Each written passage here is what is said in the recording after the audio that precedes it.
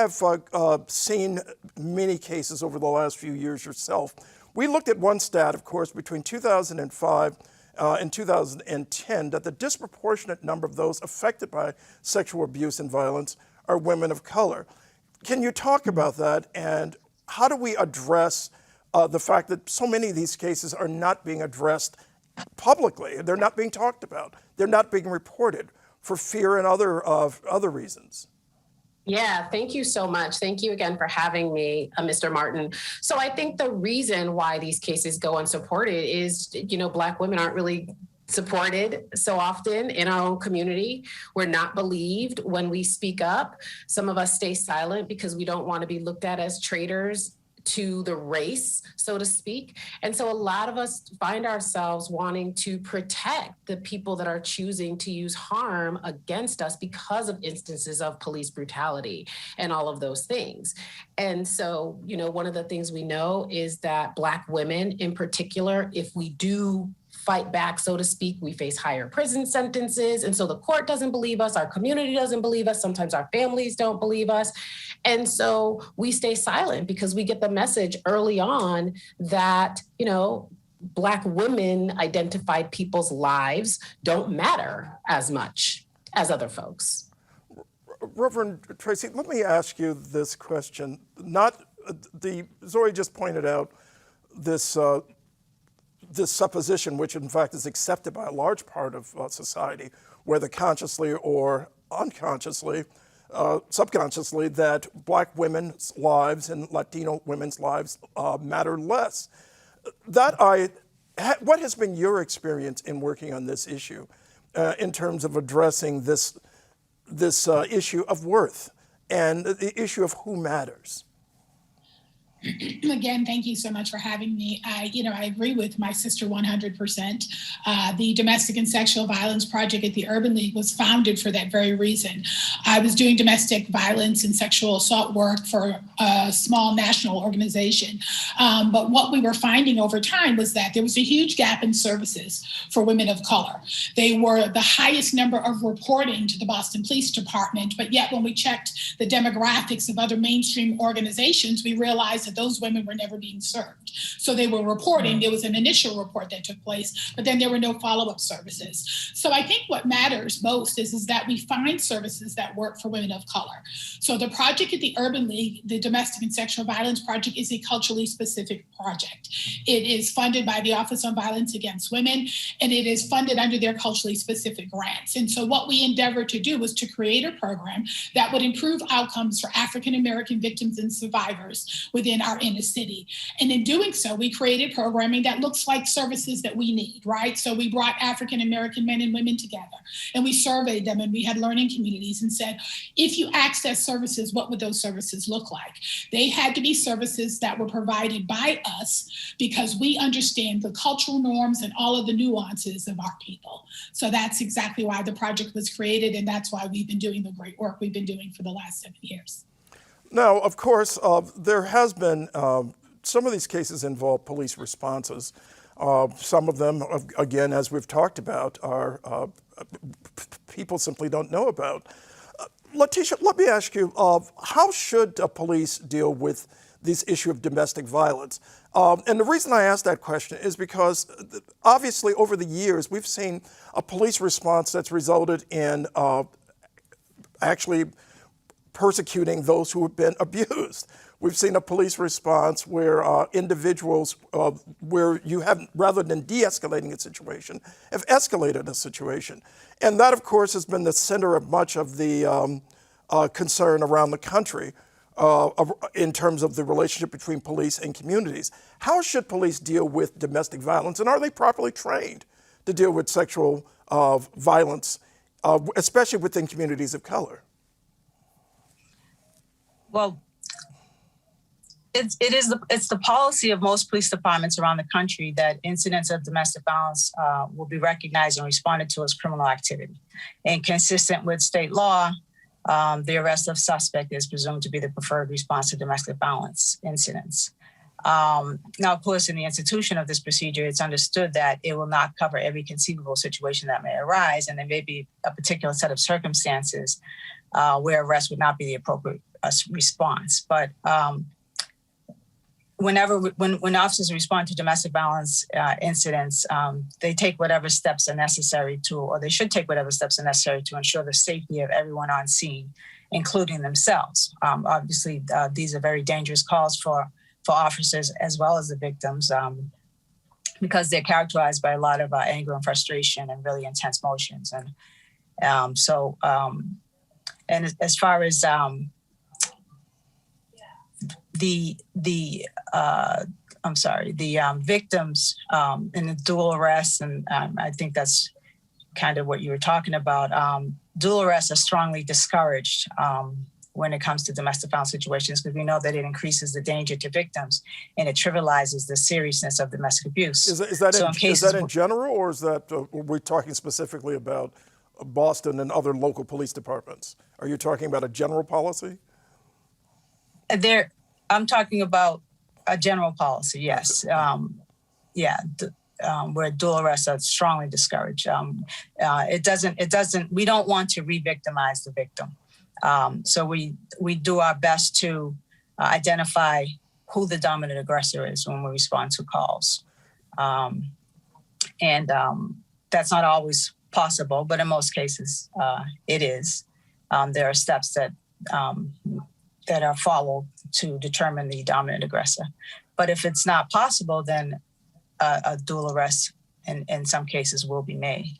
Now, panelists, let me ask you this question. It's been said, and we've talked about this at the very beginning of the show, of course, some victims of domestic sexual abuse are men. We're working here at GBH on a series dealing with that very issue.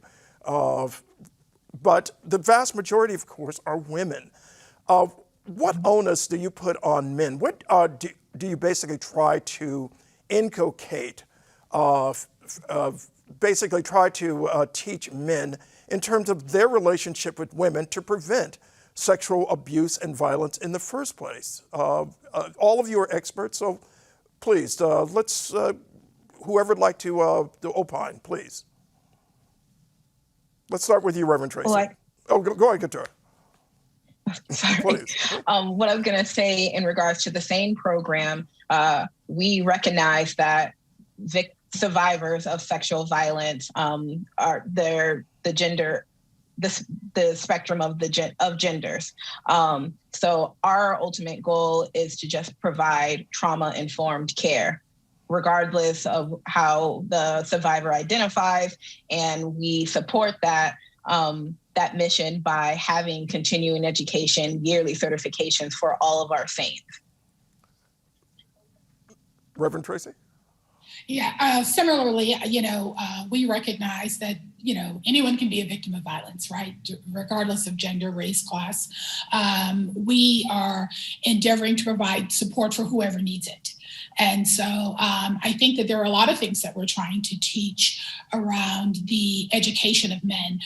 We are really trying hard to inform men about the importance of being allies, right? About the importance of supporting women who are victims and survivors. Most men can identify with a mother or sister or niece or a girlfriend, somebody that matters to them. So when, they're thinking about the see something, say something kind of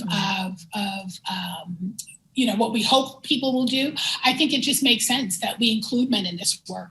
And the way in which we engage them, however, is important, right? Nobody's going to show up to the table if they think they're on the menu. So we have to be careful how we navigate that. And one of the ways in which we do it is working with faith communities, right? Because Pew Research says 86% of Americans identify as people of faith to some capacity. And that can be a very broad spectrum from I go to church every week to, I go to the mosque once a year, whatever that looks like. We have an important opportunity there to engage men. And if we can engage faith leaders who are so tremendously influential in their communities, then we can bring men along in this journey with us to support not only women, but other men who are victims and survivors of domestic and sexual violence. So Zoe, what's been your experience in this regard in terms of basically creating an educational model for men? Primarily, albeit men can be victims of domestic abuse and violence and are, a preponderance of the cases involve abuse of women. What's been your your particular set of experiences dealing with males as perpetrators and educating them subsequently?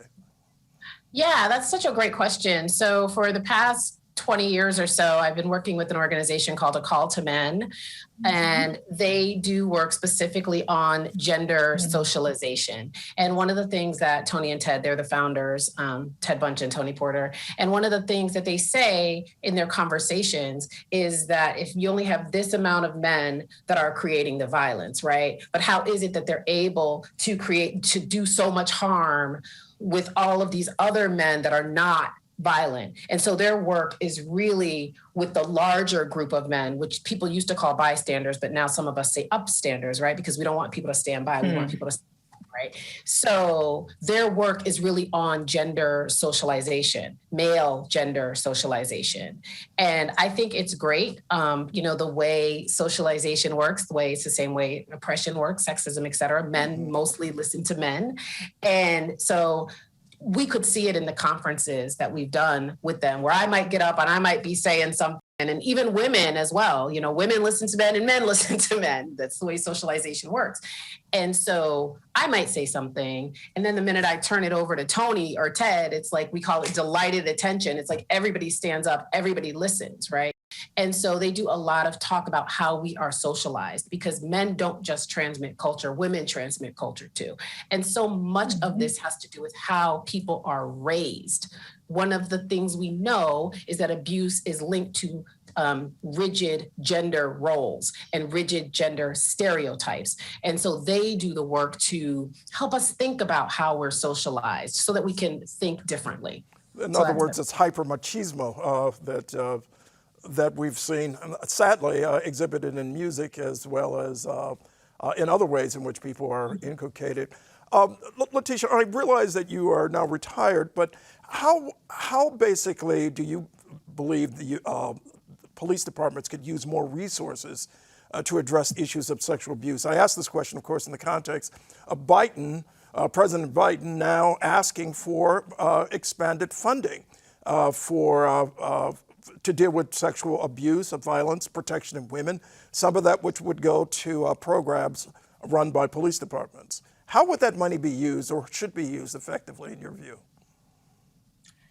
Well, I believe that education about and awareness of domestic violence is critical. I know the Boston Police Department currently has training where officers are taught to understand or trained to understand the dynamics of intimate partner violence, but I think it needs to be expanded to include, and they do have some, but there needs to be more inclusion on same-sex violence. The money can be used to create more effective programming.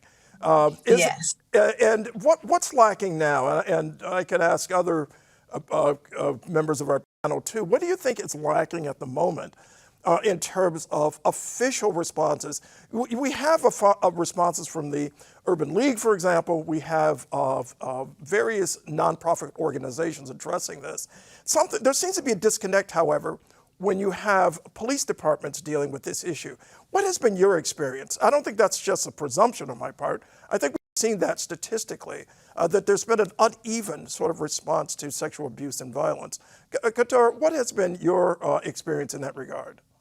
I mean, specifically with communities of color, I think the belief is that when they come to if they go to the emergency room to request our services, that there is an automatic link to the criminal justice system. And that's why I'm so grateful for the opportunity to be on the show today. That's sort of a PSA that you can go into the emergency, you can go into a local emergency room requesting a sexual assault kit and examination by a sane nurse, and it is not linked to the criminal justice system if you do not want it to. And also understand that the statute of limitations on your evidence that is collected is 15 years. So you have time to, go through that journey and surround yourself with support so that you can make that decision if you even want to seek criminal criminal action or legal action, and just understand that the sooner that you present to have that evidence collected, the more likely that we will find evidence that can support your case if you choose to pursue legal action in the future. With the caveat, however, that if you are under 18 years of age, we are mandated reporters, so we will have to file a 51A, and that will go directly to the DA, and it is at their discretion how they pursue what they do with that case, as well. And other vulnerable groups include the elderly and people with disabilities. Thank you very much. Reverend Tracy and Zoe, as I mentioned before, the Biden administration is now considering, is pushing legislation, hoping to supplement existing law that protect women. What do you think can be done or should be done? What should they be basically focused on in terms of resource development, the administration? And what are you hoping for that the administration might provide that will seep down into local communities to protect women and men victims of sexual and domestic abuse? There are a couple of things, honestly, Mr. Martin, I'd like to see happen. I would like to see a lot more of the resources that are poured into our communities support culturally specific work. Because the one thing that we know is that mainstream service providers, though well-intended, oftentimes don't meet the needs of specific cultures, right? So I would like to see a lot of that money poured into training and education programs for communities of color. But I also think it's really important that there are cultural competency training services that are offered throughout our community to first responders. Because it's one thing to be a first responder, but it's a whole nother thing to come with a cookie cutter approach that may or may not address the help-seeking behaviors of African-American men and women. As my colleague Letitia said, oftentimes when the officers arrive on the scene, what they're looking at from a woman of color and assuming, that she is the victim, she may not present the way you think she ought to. She might not be cowering in the corner crying. She might be fighting and in fight mode, right? And doesn't mean she's any less of a victim. It doesn't mean she's any less in imminent fear of her life, but what she is in survival mode, right? Because that's what we're taught.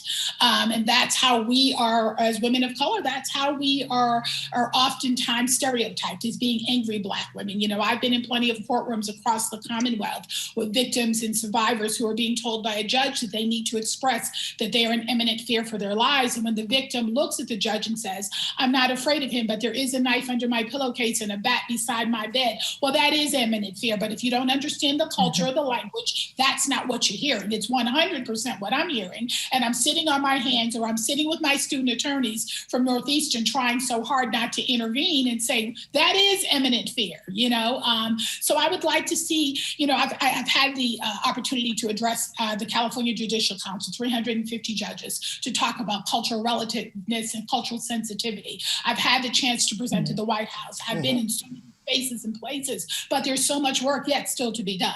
And so I'd like to see resources pulled into cultural competency training, education, sensitivity, so that when women of color and men of color show up, those that are first responders understand the help-seeking behaviors and know how to respond. That's quite a list, and it's and Zoe, I assume you would share some of that wish list, if you will. Yes, I was on mute, or you would have heard me, Reverend Tracy, co-signing over here with you. Amen. Amen. But so you covered all that, right? So what I would say is I would love to see more going towards the arts, right? Yeah. I've done all the training, I do all those things, but I'm also an artist. And one of the things that I have found is that through my art, it touches people in non-confrontational ways, and it invites other people to the table. And one of the things that I would say as a storyteller is, we need more resources going to the arts, because the arts is critical. One of the things we know is that most of the things we know, how to move through the world, how to respond to people, how people present, we got through Hollywood. We got through people who not live like us, a lot of times do not like us, do not understand us. And so a lot of the images and the ways that we have been presented to the world are to Hollywood, and of course before, during enslavement, during Jim Crow. But again, that was media. So, the ways we are portrayed are deeply ingrained. The stories that people hear about Black people, Latinx folks, a lot of times they've gotten through the media. So we need to redress that so that we can see ourselves differently, reimagine ourselves. And people talk a lot about hip hop and all of those things, but we know Billie Holiday, all these people talked about, my man beats me, I love him too, all these things.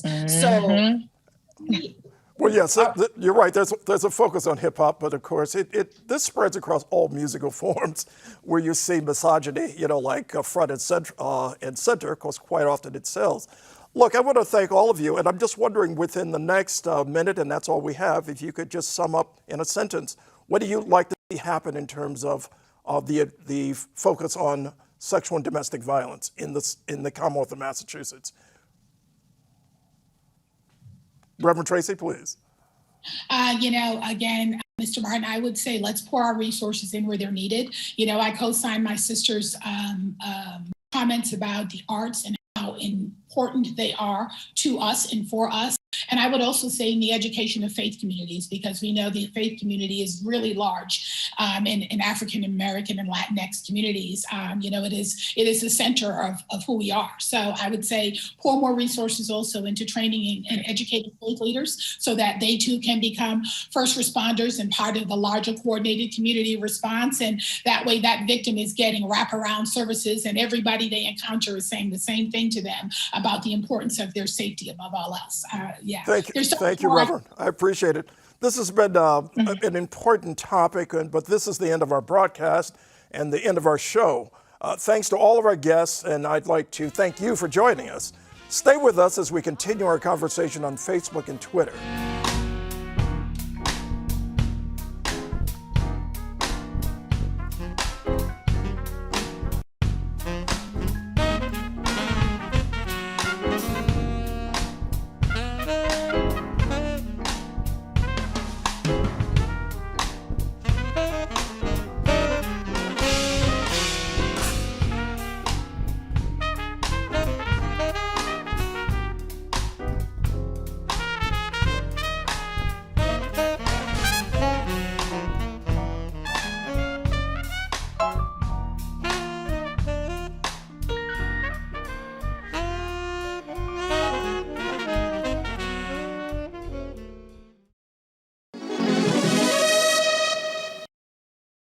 Let's authorize the Violence Against Women Act, which has been law for 27 years.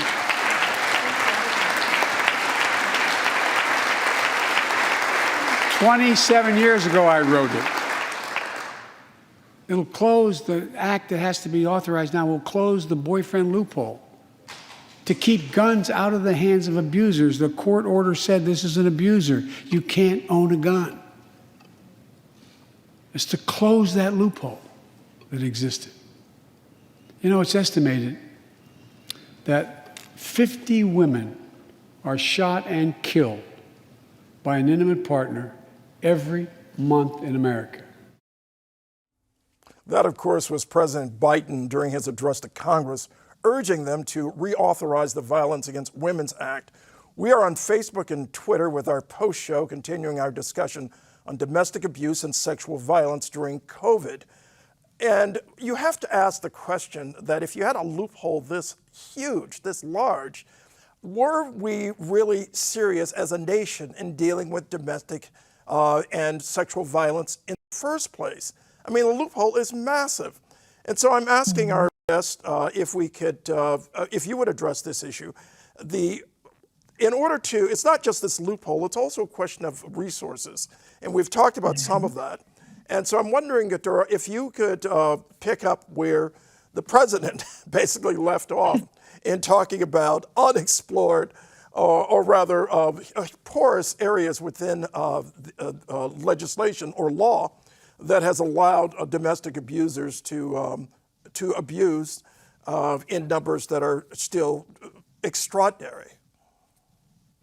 I mean, Ms. Martin, it's like you said, it's about money. So the SANE program is funded by the Commonwealth of Massachusetts. And you wonder then why not enough community health centers or just local local groups are not aware of our services, when in fact we do education in OBGYN departments and local college health centers. But we know we need to do more. But our resources are limited. And as a line item on a very long budget for an entire state, it's going to be our representatives that give us more, that help support us with more resources. And that's a call to the community to also talk to your representatives and make sure that these services that you know that are needed in our communities, specifically communities of color, are being addressed. The Urban League, of course, Reverend Tracy, has, as you point out, has been has basically worked on this issue for a long time, along with other non-governmental organizations. How would the Urban League utilize more money, if you will, resources from the Biden administration in terms of reaching men who abuse and women who are abused? Thank you for asking that question because, as you stated, the Urban League of Eastern Massachusetts is the only Urban League affiliate in the country with a domestic and sexual violence project. 7 years ago, when we started this project, the Office on Violence Against Women deemed this project necessary and replicatable. And it has been their fervent hope that this project would be replicated across the country by other urban leagues. So I think additional resources for us would mean a lot of things. It would mean that we could provide technical assistance to other urban leagues in other parts of the country who endeavor to do what we're doing, right? It would mean that we would be able to not only support them in grant writing and in training and education that would give them the capacity to do the work. It would also help our CFO, our VP of Finance, to support them in managing financial federal dollars. Many organizations don't have experience necessarily managing federal dollars. And when you talk about projects specific to the DV and SV work, that grant management even looks different than other federal dollars, right? So you need the capacity to handle those resources. But we also would be able to enlarge our existing program, right? We would love to have a project on engaging men, right? We would be able to work with a call to men who I've worked with in the past, who I absolutely love them. I would love to be able to bring them here to do some more training for us. I would like to bring Dr. Oliver William, who I serve as a consultant for him and his team. I've been working with him for the last 7 years and 16 or 17 other folks around the country that we all do the same work in this African American Domestic Peace Project Consortium. So I could bring those folks here and provide more training on a larger scale. And we could provide more services. You know, we would hire more staff. We would have Zoe come work with us. We'd be doing all kind of stuff. So yeah, resources would mean we would enlarge our capacity. We would stretch our tents and our cords, and the safety net would be cast much farther for victims and survivors in our city. And you know, I was thinking about also something that Zoe said about culture and art. I was in Harlem obviously before the pandemic. And if in Harlem, if you walk along Amsterdam, there is an exhibit of paintings on the street paintings, faces, profiles of women. Black and Latino women, I don't know if you've seen this, who have basically been victims of fatalities, of sexual and domestic violence. And it's powerful. And so art and culture, and music, poetry, everything, is certainly a powerful factor in how we deal with this. Zoe, have you talk about some of what you've seen in Boston that already exist and that might be supplemented with additional funds that basically speak culturally to the issue of domestic and sexual violence? Mm-hmm. Well, I am not a native to Boston. No problem. I'm in Brooklyn. Oh, Brooklyn, huh? Mm-hmm. Okay. But I can talk about what I've seen in my work. So I have a play called Ashes, And it's based on work that, survivors of domestic and sexual violence that I interviewed, and we turned their stories into what's called a choreodrama. And what I saw in our performances, we've had 60-year-old men stand up and in the debrief and say, I'm realizing I was sexually assaulted by my babysitter. I've had people come to me privately after the show and say, oh my gosh, I think I might be a perpetrator.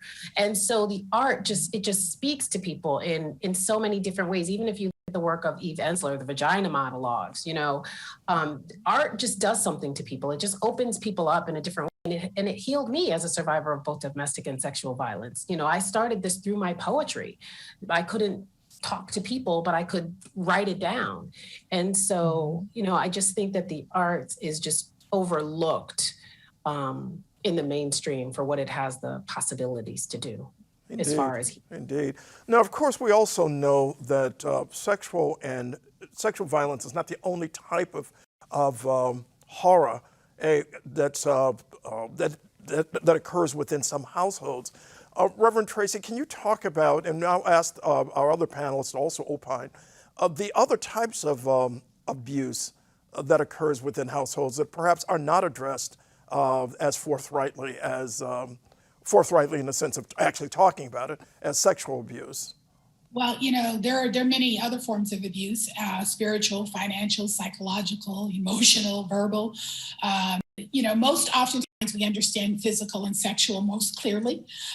But what we don't oftentimes is realize that those other more subtle forms of abuse are building up to a more overt form of abuse. When I'm training advocates across the country, I often say, no one will generally punch you in the face on a first date, right? There is a grooming process and a period of time in which someone is trying very hard to make you comfortable before they are overtly abusive. If I were doing a safety plan with a victim or a survivor, I might ask them questions and things like, including, has he threatened you?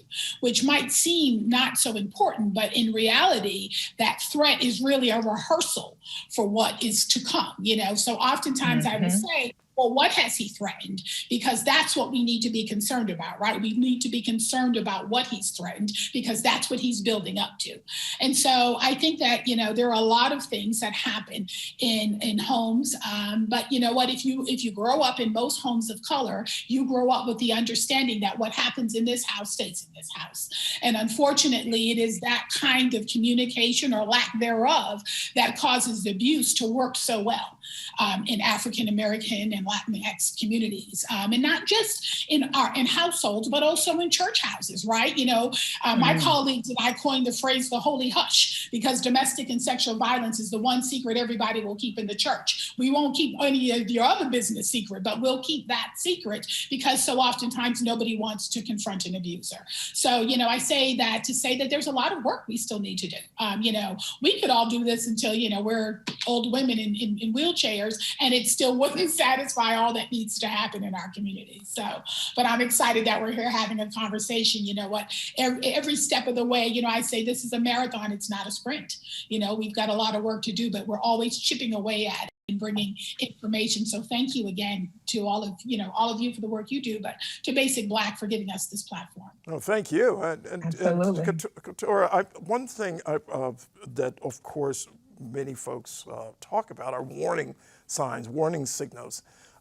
When you see women, perhaps men, to a lesser degree, but certainly that's real, come into the clinic and come into DMIC, what do you look for that basically signal to you that something is wrong? So it's just like Reverend Tracy said, it's those more subtle acts. So the verbal, financial, spiritual, that I'm looking for when I'm in the room, when I'm in an exam with one of my patients who are primarily women, since I work in the OBGYN department. And it doesn't come out right away. You have to build a rapport with that patient.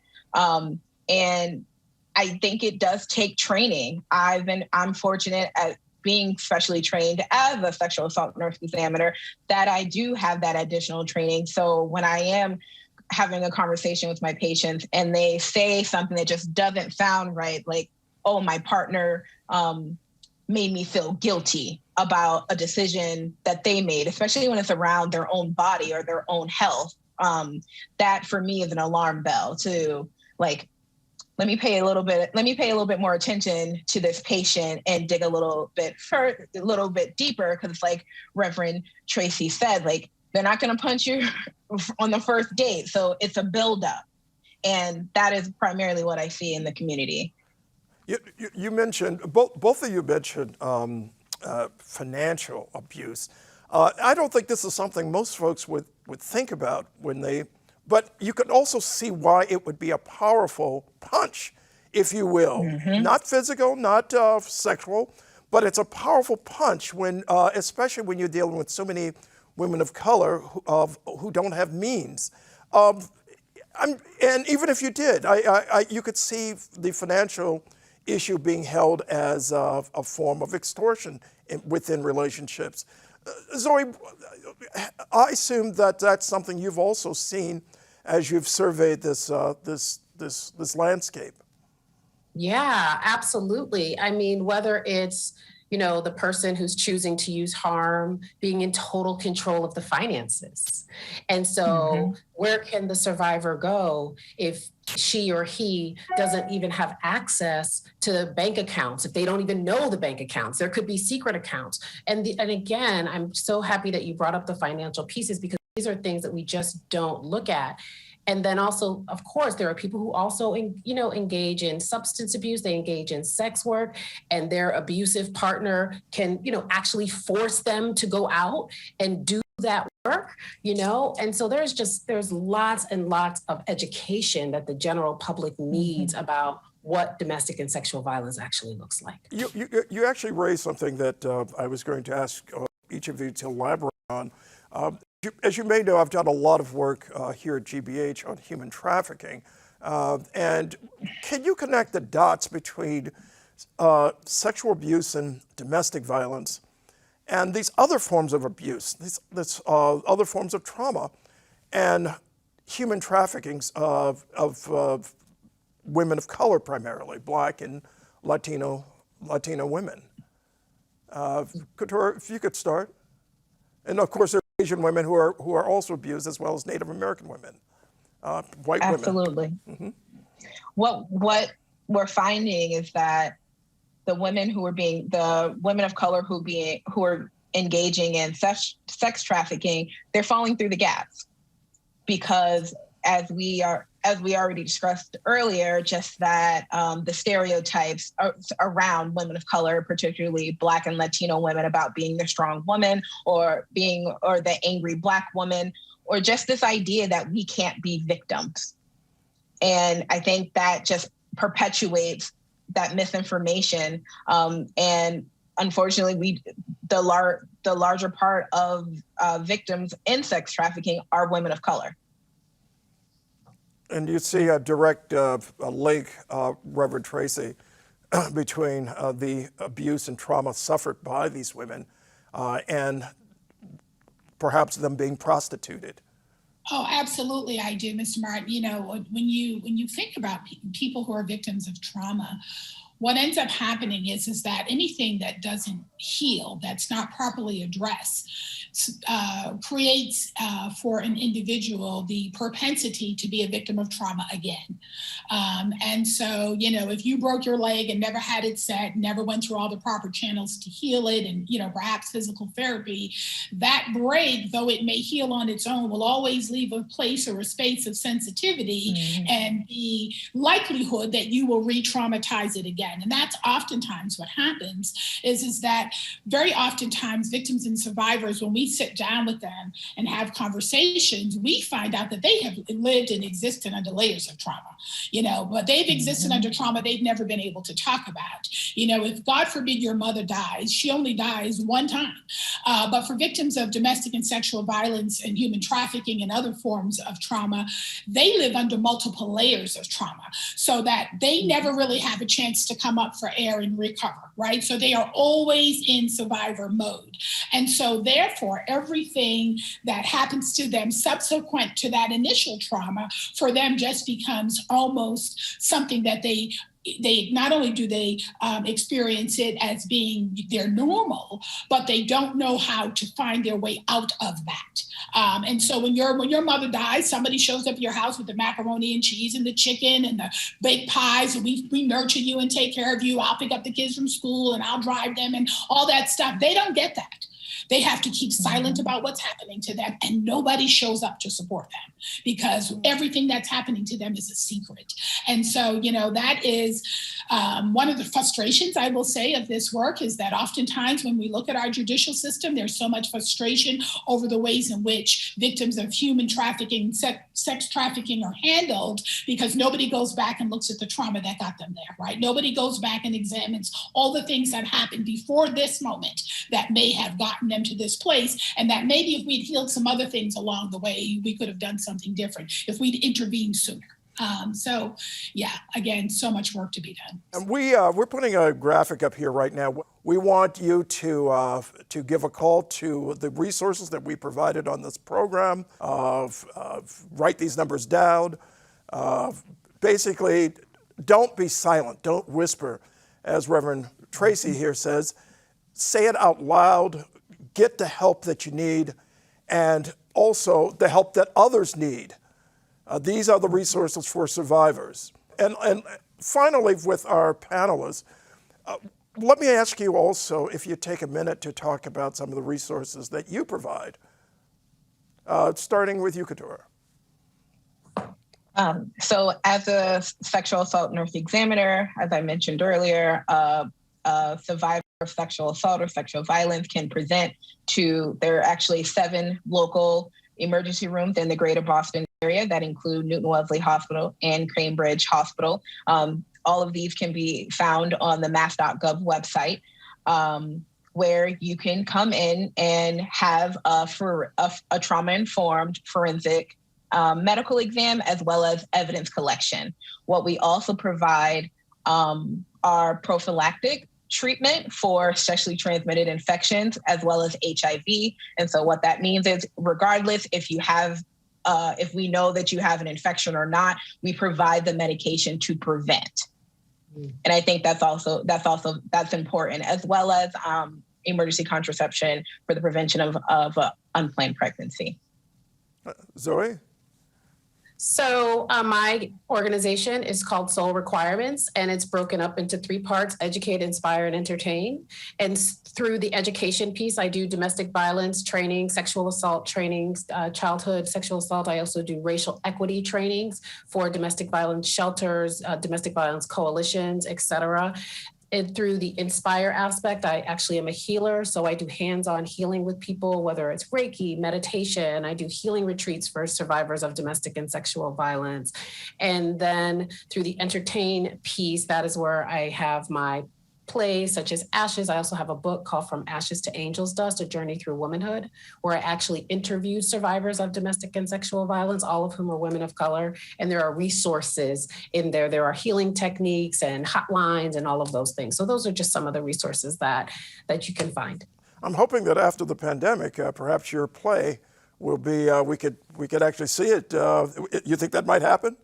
I'd love that. Bring me to Boston. Actually, I'm going to be working with Jane Doe in a couple of months for their national conference, but I'd love to come to Boston. You all have been standard for as long as I've been in the work on domestic violence. So I would love to work more closely with y'all. We'd love to have you. Love to have you here. You can meet all the panelists one-on-one. And Reverend Tracy, yourself, talk about the resources that you're providing. So I have the great fortune of sitting on the board of directors for Jane Doe. And so I'm a board member for them. I'm a board member for several other domestic and sexual violence agencies across the Commonwealth. I am a trainer and educator. And so I spend a lot of my time, including this afternoon, I'm going to be training in Detroit, Michigan for about 3.5 hours. So I do a lot of national as as international training and education. We do provide direct services at the Urban League of Eastern Massachusetts. And so, victims and survivors are always welcome there. In addition to domestic and sexual violence resources, we have all kinds of resources, rental assistance, utilities, food, you name it. We endeavor to bring all of it because, again, it is about a holistic approach. I also serve as a reverend at Morning Star Baptist Church. And so you can always access me there for services related to DVSV or just spiritually. And so I'm here, and I'll continue to be here for as long as it's necessary until we see real change happen in our community. Well, thank you. But another important question I should add before we sign off is, what can individuals do? Those who are basically, what can a person do if they know someone is being hurt but refuses to get or seek out help? What can that person do? Keturah, starting with you.